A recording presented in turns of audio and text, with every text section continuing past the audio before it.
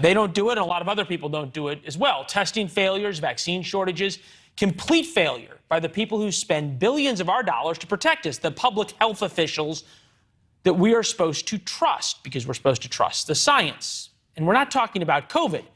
Now we're talking about the monkeypox debacle. And it's a debacle right now, especially for communities in New York, Washington, D.C., and Chicago. As cases spread, so does the incompetence. And before you think it's only monkeypox, this is not a monkeypox map.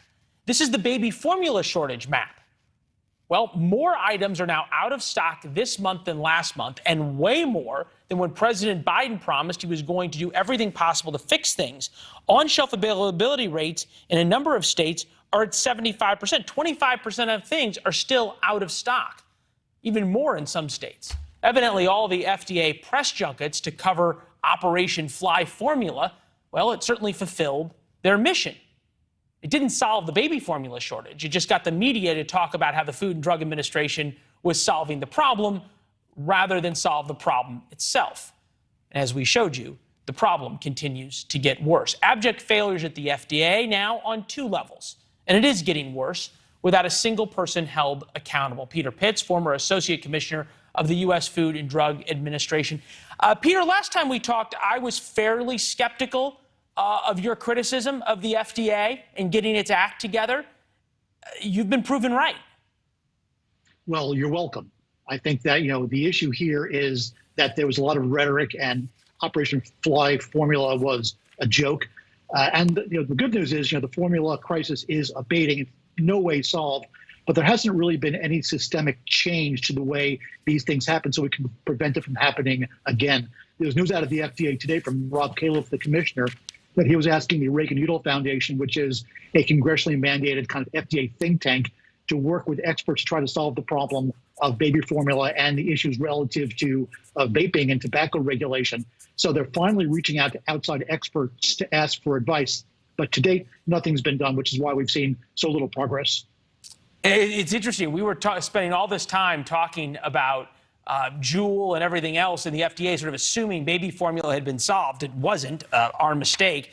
Out of stock numbers, week of May 22nd, 23%, June 19th, 27%, July 10th, last week, 28.3%. It's getting worse. The Wall Street Journal said it's going to continue to get worse. Explain to us how this media coverage of Fly Formula works, because everybody got so excited about it. The FDA let everybody out to see it all happening. Do you think they knew that this was just doing something for the sake of doing something and not solving the problem? Well, I guess it depends who is. Did the president know? Can't say. But, let's face it, you can't supply the whole baby formula issue in the U.S. by ramping up Air Force flights from Europe. That's simply ridiculous. It was for show. And I understand the need for that. But what is really necessary is to solve the problem. The Abbott plant is back online after it was flooded out for a second time, not the FDA's fault.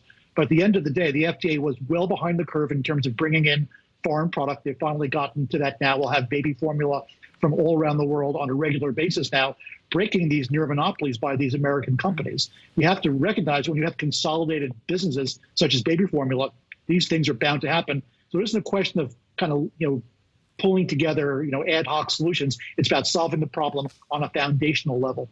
Foundational level, there's a few foundations that need work, including vaccines. You'd think that we would have learned from COVID. We didn't, evidently, or they didn't. All of a sudden, you've got COVID vaccines bought by the millions that came from an unapproved plant. That seems pretty basic. And here's people in New York trying to get vaccines. Take a listen. It's like the Hunger Games. Trying to get online and actually you have to be there with multiple tabs open. It was a hassle and it was a pain. Yeah, I had the time to sit there and refresh it for other friends, but not everyone can do that. How long would you say it took you to get? Over an hour.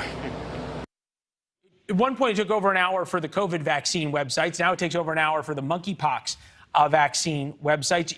You think about the commissioner of the FDA. Is there anybody else you could possibly point the finger at for all this?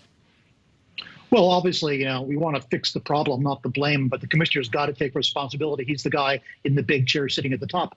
And there are a couple of million monkeypox vaccines sitting in Denmark. that we haven't been able to get ourselves around to getting into this country because of paperwork. These are important public health issues. We can't simply wait days, weeks, months to solve the problems. They need to be prioritized and taken care of, and they're not.